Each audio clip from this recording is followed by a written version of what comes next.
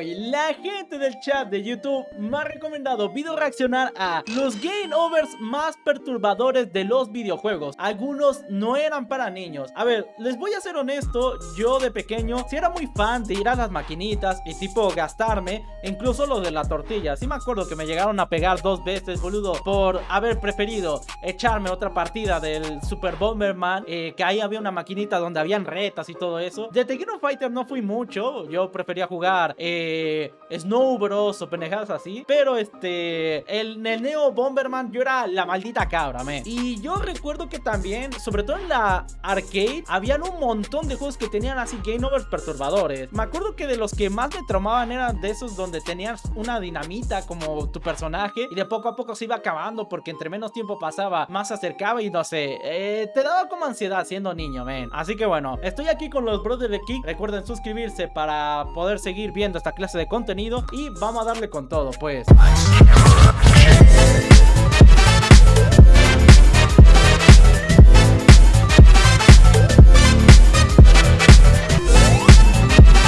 Cuando perdés en un juego, el trato suele ser claro.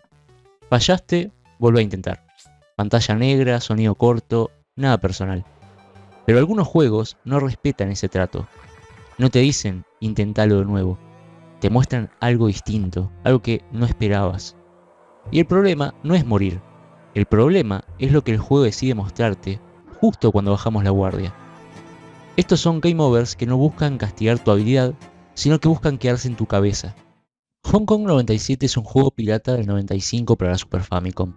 No fue hecho por una gran empresa, no pasó controles de calidad. Y eso es obvio, o sea, miren lo que es esto, por favor. Básicamente no tenía que responderle a nadie. El juego es muy malo, como se ve. Gráficos toscos, música muy repetitiva, una historia absurda sobre hordas infinitas de enemigos y cabezas gigantes de Mao Zedong. ¡Hala, muchachos! Se podría decir que esto es uno de los primeros juegos que sean como tipo temática los media o que son tan absurdos, men, que al final se vuelven súper incómodos e inquietantes. Y luego la gente se pone así como loca intentando buscar esta clase de cosas, boludo. Pasó con un montón de juegos, men, pero ver un juego así que tenga tan pocas restricciones es raro. Flotando por la pantalla. Todo es como una parodia, un chiste sin gracia. Hasta que perdés. El game over no es una animación, no es pixel art y tampoco es una imagen. Hermano, what the fuck. Esto es muy fuerte, ¿no? Es que imagínate que hay niños que juegan maquinitas, o sea, tipo, los arcades estaban destinados para mocosos, men, no para personas que consuman esta clase de cosas. ¿Qué es esa mierda? Sí, hermano, ¿qué onda, men? Es una fotografía real de un cadáver humano. No hay contexto, no hay explicación y no hay transición. El juego pasa de lo absurdo a lo real. Y eso rompe una regla básica. Los videojuegos son ficción. Acá A ver, chat, si así empezamos, ¿cómo vamos a terminar? no. Acá el shock no viene del miedo, viene de darte cuenta de que alguien decidió cruzar esa línea. Después de Hong Kong 97, uno pensaría que ya no hay forma de incomodar sin mostrar algo explícito. Pero a veces, lo más perturbador es lo que no se muestra. Theme Park salió en el 94, desarrollado por Bullfrog, el mismo estudio detrás de juegos que parecían infantiles, pero escondían una visión bastante cínica del mundo. Acá no manejamos un personaje, manejamos un parque de diversiones. Subimos precios, despedimos empleados, bajamos costos, ignoramos quejas, todo con un solo objetivo, ganar plata. Y el juego nunca te dice que eso está mal, al contrario, te recompensa por hacerlo. Theme Park no trata de diversión, trata de control. El problema es que el sistema es cruel. Si el parque fracasa, no hay una segunda oportunidad, no hay un rescate y no hay un volver a empezar. Cuando perdemos demasiado dinero, el juego no te muestra números rojos, te muestra una escena. El dueño del parque aparece solo en su oficina. La cámara no dramatiza y tampoco hay música exagerada. Camina hacia la ventana, la abre y salta. La escena ¡Qué turbio, ¿no? Bro, pero es que esta clase de juegos, a ver, dada la época, chat, no creo que haya tanta supervisión como por ejemplo ahorita, que están las restricciones, el catálogo de edad, que si es para mayores, que si es para adolescentes, pero esto era un juego de parques, está muy fuera de lugar, man. Tipo, súper turbio. corta antes de mostrar el impacto. No hay gritos y tampoco hay sangre. Pero el mensaje es clarísimo. El juego no dice que se suicidó, pero tampoco te deja otra interpretación. Y ahí está lo enfermo. Theme Park es un juego muy colorido, caricaturesco, casi rozando lo infantil. Pero cuando fallas, te recuerda que el fracaso económico tiene un costo humano. No con una pantalla de Game Over, con una consecuencia final. No perdiste la partida, arruinaste una vida. Y el juego sigue como si nada. Uy, un niño después de esto, es que, boludo, no vuelva a dormir tranquilo, ven. Ahorita yo sé que saldrá el típico niño edgy de la alcantarilla diciendo, uy, eso a mí, en lugar de darme miedo, me daba risa. Estamos hablando de un contexto en donde claramente, imagínate ser un niño que simplemente está disfrutando de un juego de parquecitos y de la nada, pues no sé, toma malas decisiones y ve esta clase de escenas, men. Te jode la cabeza. En la mayoría de los juegos, morir es un error. Una pantalla negra. En Cosmologio Kyoto no hace eso. Acá morir es solo el comienzo.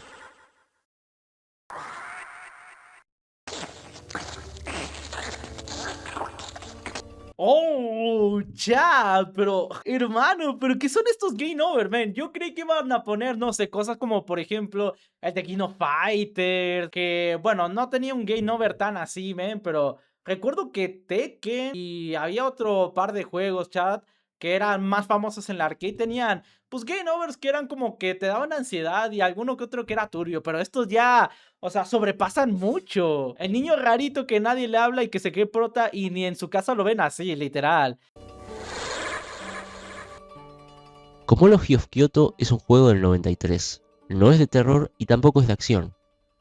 Es un juego educativo, supuestamente para los japoneses. Está ambientado en la ciudad de Kyoto en el siglo X y está basado en el budismo japonés, la reencarnación y el concepto del karma. No hay misiones claras y no hay objetivos tradicionales como en los videojuegos normalmente. Caminamos por la ciudad, hablamos con gente, tomamos decisiones y mientras pasa todo esto el juego nos observa.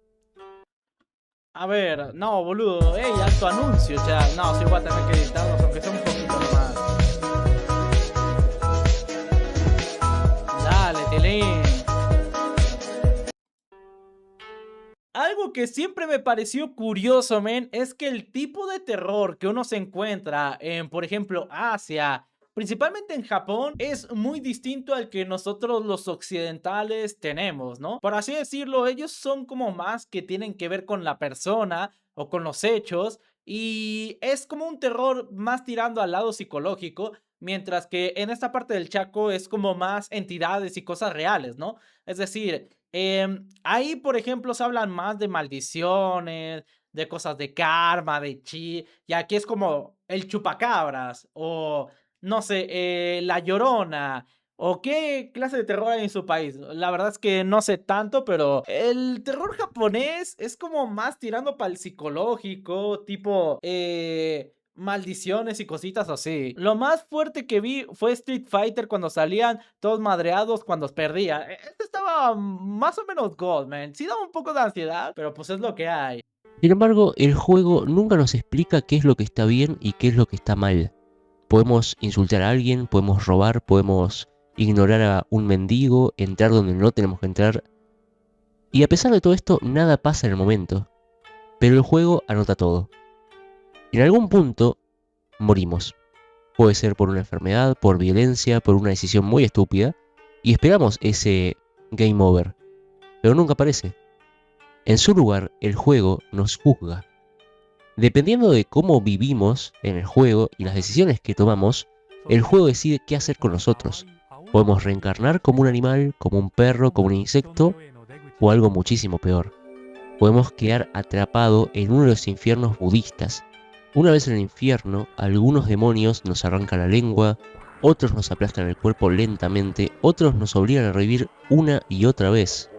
Hay castigos donde somos hervidos, donde somos desmembrados, o donde literalmente nuestro cuerpo es destruido solo para volver a formarse. El juego en esta parte lo describe como textos largos, calmos y educativos, por así decirlo, como si nos estuviera dando una clase. Porque sí, Ay, men, oh, su madre, lo que más me jode, chat, tipo torturas y cosas así. Cosas que tengan que ver con hacerte daño en los ojos, men. Tipo, ver una aguja así caminando, alguien que te quiera arrancar un globo ocular, hacer la experiencia más turbia que existe en este mundo. para los japoneses este tipo de juegos es lo más normal del mundo. Y lo más enfermo de este juego es que todo lo que pasa con las torturas no lo presentan como terror, sino como justicia.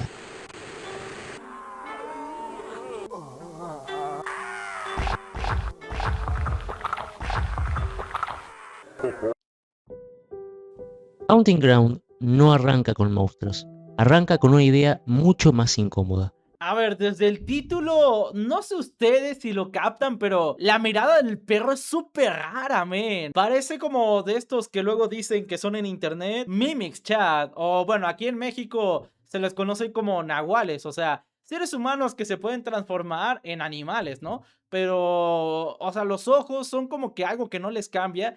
Y no sé, este perro se ve muy raro, men. O soy el único que le da como esa sensación de ansiedad. Fiona Belli despierta sola, desorientada y encerrada en una jaula desnuda. La cámara no es inocente.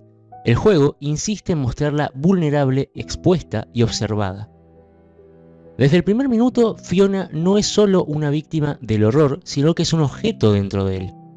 El castillo, donde despierta, no busca matarla de inmediato, quiere poseerla, porque Fiona es portadora del azot, una sustancia alquímica que convierte su cuerpo en algo deseado, estudiado y perseguido por todos los habitantes del lugar. Y eso se refleja en sus acosadores. Cada uno de estos tiene un game over distinto y ninguno es casual. Pero hay algo todavía peor que todo esto. Fiona no puede defenderse. Sus únicas opciones son esconderse o correr. La única ayuda real que podemos llegar a tener es Huey, nuestro perro. Ese perro, te lo juro, me sigue pareciendo la cosa más incómoda y rara del mundo, men. No sé por qué. A ver, espérenme, que el mío está pidiendo que le abra. Nada como mi precioso, men. Mírenlo. Aprecien su belleza, chat. Nada como este precioso, men. ¿Cómo me da ansiedad esos juegos donde solo te puedes esconder y correr, pero no meter putazos o plomazos para defenderte? Es que ahí se pierde la magia, ¿no? Tipo, por eso juegos como Outlast o Subnautica suelen quedarse mucho en tu memoria, men, porque no son juegos de terror donde tengas la capacidad de poder enfrentarte de igual a igual contra las amenazas, men. Por eso siempre está como esa sensación de peligro, a comparación de otros donde te dan acceso a armas y hay gente que busca, pues precisamente explotar esas mecánicas, como que le quita la magia, men. Dice, Shaggy, me está dando miedo, bésame. Ahí voy. Uno de sus acosadores, llamada Daniela, por ejemplo, no grita ni se descontrola. Su final es frío, mecánico y acompañado de una risa vacía, casi clínica.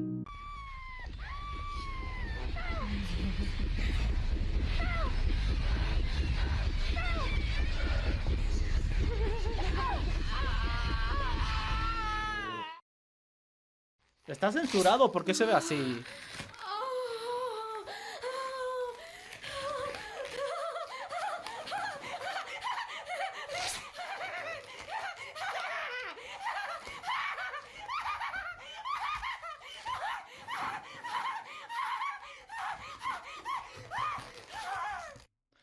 Es como el audio del hombre morado, men, de el William Afton cuando se está riendo y madres, el Springtrap le hace daño, le hace mierda el cuerpo.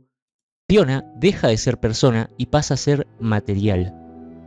Otros enemigos son todavía más enfermos, no por lo que muestran, sino por lo que sugieren.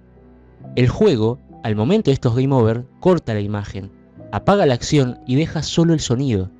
Los gritos de Fiona, respiraciones agitadas, ruidos de carne, risas, silencios muy largos. Haunting Ground entiende algo clave. La violencia más inquietante no siempre se ve, a veces se imagina. no hay sangre en pantalla, pero lo que escuchamos combinado con la forma en que el juego sexualiza constantemente a la protagonista, deja una sensación clara. Fiona nunca estuvo en peligro solo por morir, sino por lo que podían hacerle antes de morir. Estos no son unos game overs que impactan solo por lo gráfico, impactan porque cuando aparecen nos obliga a pensar qué pasó cuando apareció la pantalla de game over en base a lo que escuchamos. Eso sí, boludos. Algo que siempre voy a compartir es que la mayoría de nuestros problemas como seres humanos, no sé si sea el mejor ejemplo por así decirlo, pero es que la mayoría de nuestros problemas no son tan grandes como en realidad nosotros lo pensamos, man. Desgraciadamente, nuestra mente tiene mucho más fuerza de lo que nos gustaría admitir y tipo, cosas que son tan sencillas como por ejemplo pedir perdón, o sea, disculparse.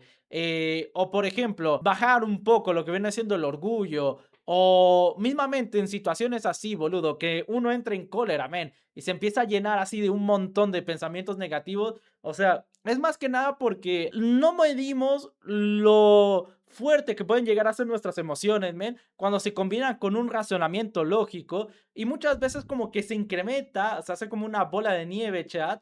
Y tipo, eso nos detiene en muchas ocasiones, men. El miedo al éxito, aunque no lo crean si existe, el miedo a ser rechazado, men, o precisamente esta clase de cosas que es justamente donde se cuelgan, que es el terror, boludo. No hay cosa que dé más miedo, men, que las cosas que no se dejan claras. Y el entorno del terror siempre es más interesante cuando no tienes ni puñetera idea de qué es lo que hay afuera, men. Por eso creo que juegos como Subnautica o de pronto Outlast pegan tanto porque, o sea, no estás tanto al control y muchas de las cosas o muchos de los peligros tienes que estar siempre alerta, siempre pendiente para poder esquivarlos, pues. Hoy voy a tener pesadillas, no me la container, mi Jeff. Y eso se queda con nosotros por mucho tiempo después de apagar el juego.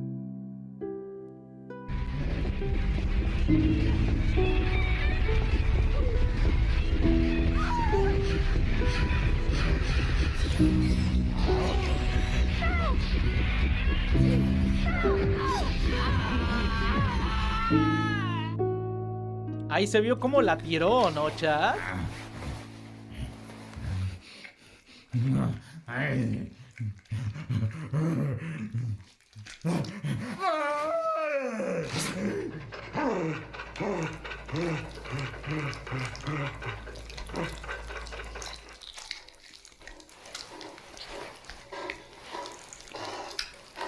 Boludo, estoy como cuando niño donde te ponían el audio este del aborto, chat, que decía, ay no, mami, ¿qué es eso? ¿Es un juguete? Ay no, esa es mi patita, no, mami. Y te hacían sentir así súper mal, men.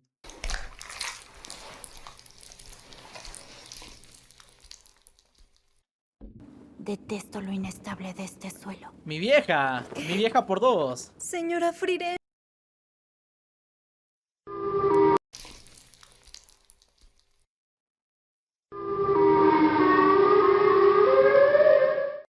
Elvira, Mistress of the Dark no nació como un simple videojuego. Está basado directamente en la película del mismo nombre, un clásico ochentoso que mezcla comedia, terror y provocación sin ningún tipo de culpa. A mí me jode mucho el terror psicológico. Tengo traumas con un hospital donde casualmente se parecía mucho entre el juego y la realidad. ¡Qué miedo! A mí me dan miedo las personas cuando estoy solo con una porque pueden hacerme algo. Si no, es que estoy solo con algo real. ¿Qué te puedo decir, Tilín? Es verdad que hay que tenerle más miedo a los vivos que a los muertos, men, porque los vivos pueden hacer un chingo de pendejadas, ya, o sea... Un ser humano vivo, boludo. A veces son una máquina full de depravación, de hacer cosas muy feas, man. Shaggy, el fantasma de mi cuarto dice que tiene miedo. No te preocupes. Dile que reza unos 3 Padre Nuestros y no pasa nada. El juego fue desarrollado por Horror Soft y desde el primer minuto plantea una idea interesante y bastante cruel. Porque Elvira no es la protagonista jugable, lo somos nosotros. El juego nos pone en el rol de un personaje anónimo llamado el jugador, alguien a quien Elvira le pide ayuda para rescatarla del castillo en el que quedó atrapada. Ella aparece, comenta, ironiza, pero nunca corre el peligro real. Ese peligro es nuestro. El castillo está lleno de habitaciones cerradas, trampas medievales, criaturas sobrenaturales y acertijos clásicos de aventura gráfica. El gameplay gira en torno a explorar, usar objetos correctamente y tomar decisiones precisas. Y acá está el problema. Equivocarte no es una advertencia, es una sentencia. Los game overs no los sufre Elvira, los sufrimos nosotros. Podemos ser quemados vivos por una trampa, decapitados por un mecanismo oculto, aplastados, empalados o directamente despedazados por criaturas del castillo. Hermano, what the fuck? Esto parece sopa de macaco, man. Ok, chat, veo que igual la premisa, o sea, estos castigos son porque precisamente creo que el protagonista es alguien que busca hacerle daño a la de la foto, ¿no, chat? Tipo, nosotros somos los malos y por eso nos pasan cosas como esta. Aquí está un poco más justificado, pues yo siento que pierdo un poquito la empatía. Y el juego en esto no es sutil. Las muertes son gráficas, prolongadas y sorprendentemente violentas para un título de su época. La cámara no se aparta rápido, no hay fundidos piadosos, el cuerpo se queda ahí. El contraste es incómodo. Elvira, sexualizada, carismática, siempre intacta, y el jugador anónimo, descartable, reducido a una sucesión de muertes brutales. Horrorsoft parece entender algo muy bien. Cuando el game over no le pasa a la estrella, sino a nosotros, la sensación cambia. No estás viendo una muerte, estás fallando y pagando el precio. El juego no es recordado solo por su atmósfera o los puzzles point and click clásicos de la época, sino por cómo convirtió el error del jugador en un espectáculo cruel. Un juego donde ayudar a la protagonista implica aceptar que nosotros somos el sacrificio. Y por eso sus game overs no impactan por realismo, sino porque nos hacen sentir que somos completamente reemplazables. Eso sí es muy duro, man. Tipo, no verías con los mismos ojos títulos, por ejemplo, Zelda, boludo, o Mario Bros. Si vieras tú cómo Mario sufre los encuentros de intentar rescatar a la princesa, man. Porque Mario esquiva balas de cañones, monstruos, fantasmas y un montón de cosas y entidades paranormales. Y en este caso Link, que es la persona que busca reunir las cosas de la Trifuerza, pues puede ser atravesado por flechas, picoteado por un montón de cucos, o no me acuerdo cómo se llamaban estas gallinas, pato raro, boludo, ahogado, chad, o sea, si te lo pones en ese contexto y en el lugar, men, es muy feo, man. Y luego, ¿para qué? Para que les den un beso, no les den ni tierras, ni un reconocimiento así fachero, chat. Lo hacen de forma súper altruista. Dicen por ahí, es que el miedo nació cuando yo era pequeño, me intentaron robar en un centro comercial en Bogotá. O sea, literal, me metieron en una camioneta y todo. O sea, que ya lo superé, pero la desconfianza quedó ahí. ¡A la mierda, ven! A ver, igual a mí también me intentaron robar de niño, pero lo bueno es que mi madre estaba atrás de mí, ¿no? Un manto raro que me ofrecía plata. Pero pues yo había tenido justo una lección de eso y no la aceptaba, men. Y no sé, boludo, se puso ahí medio incómoda la cosa y ya mi madre le dijo, oye, ¿por qué le está ofreciendo dinero a mi hijo? Y dice, no, es que me gustaban a mí los niños y pendejadas así. Pero, eso fue turbio, men. Para terminar el video, no elegí los game over más gráficos o violentos. Elegí algo mucho más incómodo. Los game overs en videojuegos para niños. Porque hay una diferencia enorme entre ver morir a un personaje cuando ya somos adultos y verlo cuando todavía somos chicos, cuando todavía creemos que los juegos son un lugar seguro. Los videojuegos infantiles no están diseñados para el horror. Ay, creo que este lo jugué, Chad. Este era el Toy Story de la PlayStation 3. Era una joyita, men. No buscan incomodarnos o dejarnos una marca. Pero cuando fallamos en estos juegos, el golpe es otro. En Spider-Man vs. The Kingpin, somos un héroe, un símbolo de fuerza y de esperanza. Y aún así, en alguno de sus juegos, si fallamos, Spider-Man no cae de forma épica para volverlo a intentar. Directamente muere de una forma horrible, disuelto en ácido al lado de Mary Jane, sin sonar una música épica o heroica. Es rápido, es directo, y por eso mismo es perturbador.